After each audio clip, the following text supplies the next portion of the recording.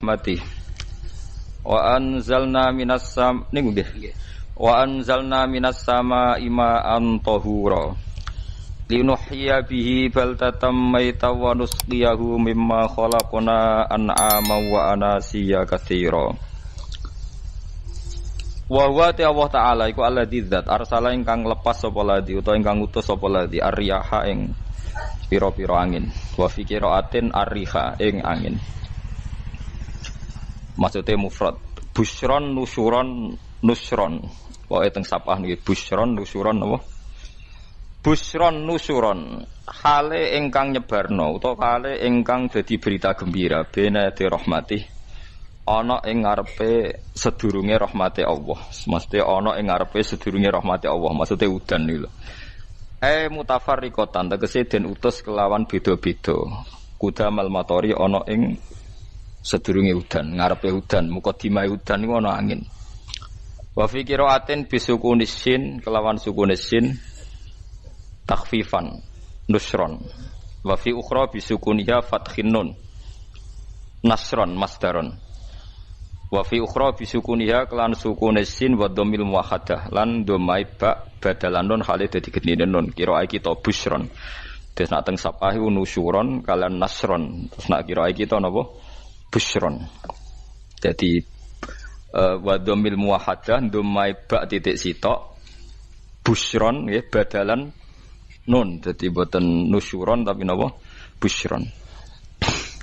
Mubasyiratin tegese angin niku nggih berita gembira. Wa mufradul ulati mufrate sing pertama iku nusyur. Nusyuron ka rasulin rasul rusul. Nggih nusyur. Wal akhirah utawi mufrate sing akhir iku nasyir.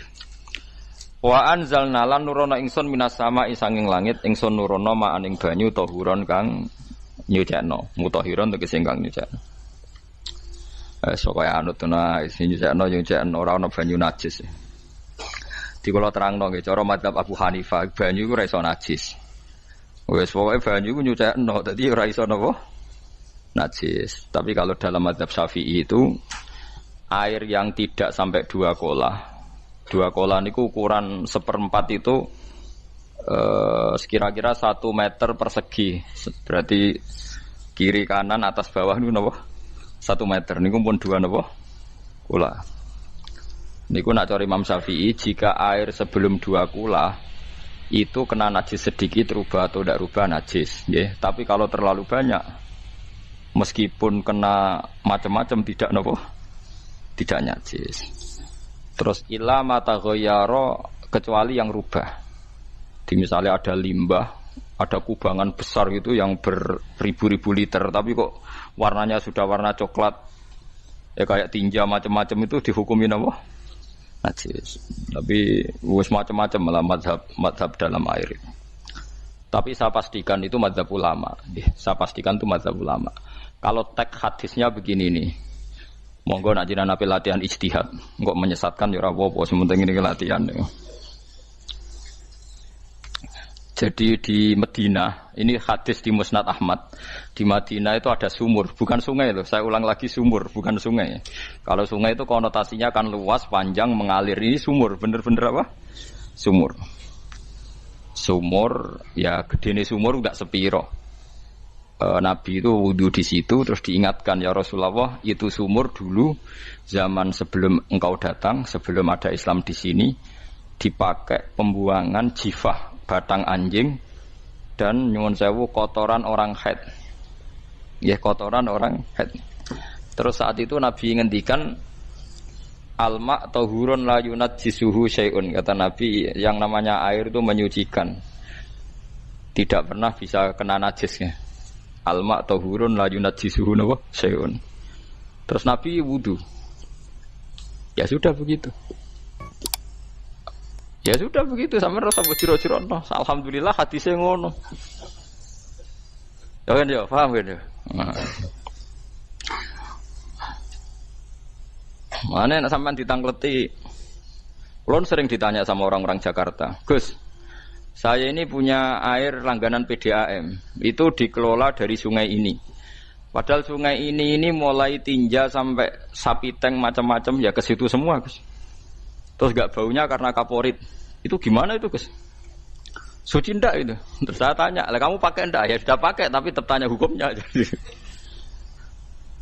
Itu kan seperti yang di Jakarta itu kan misalnya yang diolah itu kan sungai macam-macam tuh, lah itu yang limbah keluarga ya kalau untuk nyuci piring nggak apa-apa. Sapi teng macam-macam kan ke situ juga. Ya kan ya, cara kok istihad ya. Karena kalau menurut Syafi'i dua kolah pun tidak ada pengaruhnya kalau terlalu banyak apa? Bahan yang apa? Najis, yang limbah itu yang najis. Ya jelas najis ya.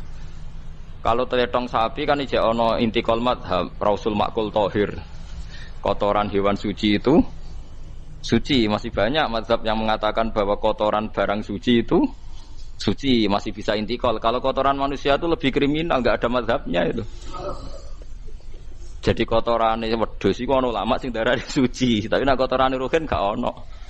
Nah, itu kan repot.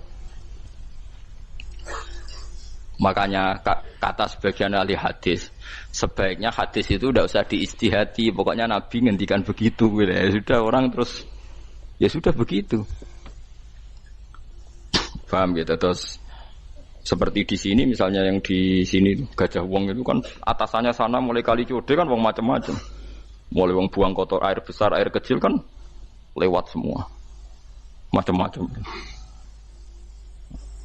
Makanya masalah air itu pokoknya sifatnya air itu ma'an tahura, sifatnya air itu mensucikan. Mensucikan itu dua dalam mazhab Syafi'i itu. Air dan tanah. Ya, air dan tanah. Terus sama Abu Hanifah ditambah satu. Ini kalau sampai coba tidak apa-apa, api. Makanya kalau ada boto, coroknya apa mus? Boto ya? Boto bangunan apa? Boto. Itu kan kebanyakan kan kadang kan tipak buahan pletong itu kan ya. Terus dipakai boto. Dicampur-campur, diulet-ulet. Terus jadi apa? Boto. Cara mazhab Syafi'i tetap najis, dipakai masjid tidak bisa karena sebagian bahannya dari apa? Najis. Cara mazhab Hanafi suci karena sudah dibakar. Karena api itu termasuk alat mensucikan. Alasannya Imam Abu Hanifah, orang yang fasik-fasik itu nanti disucikan pakai api neraka. Berarti api itu bagian dari alat mensucikan. Jadi misalnya Ruhin mau sholat dibakar, sholat suci itu. Karena api itu mensucikan. Buktinya orang-orang yang masuk neraka nanti sebelum masuk surga kalanya kan disucikan dengan api. Mana ada di neraka disucikan pakai air. Artinya kalau ada batu bata itu yang dipakai dari najis ya kemudian dibakar itu berarti cara mazhab Hanafi suci. Alhamdulillah tuh. Jadi kita bikin masjid nyaman karena bahannya dianggap apa? Suci. Lewat apa? Lewat apa? Api tadi dia dibakar. Tapi yang ngeri ya. Nggih. Ben sampean ngerti mazhab gitu. Terus saya memang tak niati setiap saya ngaji entah 1 2 tak sisipkan hukum fikih karena fikih ini yang kita alami keseharian. Nggih, fikih ini yang kita alami napa? Keseharian. Makanya saya minta teks hadis tadi jangan rubah. Pokoknya ada sumur loh tidak sungai. Sumur itu kan airnya tenang, tidak ngalir. Nyatanya Rasulullah sudah dilapuri. Ini batang-batang anjing dan bekas orang-orang haid, kotoran haid itu dibuang di situ ya Rasulullah. Terus Nabi menjawab, alma utahurun la yunajjisuhu syai'un.